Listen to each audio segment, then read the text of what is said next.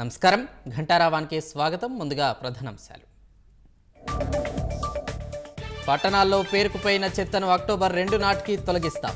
వ్యర్థాలు పునర్వినియోగం చేసేందుకు కృషి చేస్తున్నామన్న సీఎం.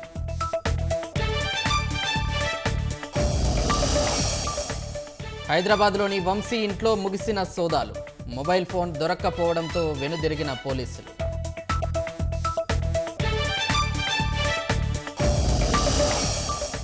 ఐదేళ్లలో చట్టాలను ఉల్లంఘించిన వారి పట్ల రెడ్ బుక్ అమలు. సత్యవర్ధన్ కిడ్నాప్ కేసులో త్వరలో వాస్తవాలు తెలుస్తాయన్న లోకేష్.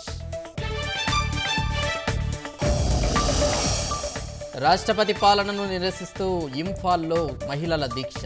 మణిపూర్లో శాంతి పునరుద్ధరించాలంటూ ప్లకార్డులతో ర్యాలీ.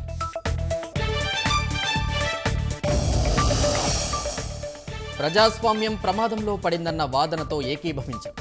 మ్యూనిక్ భద్రతా సదస్సులో అడిగిన ప్రశ్నకు జైశంకర్ సమాధానం.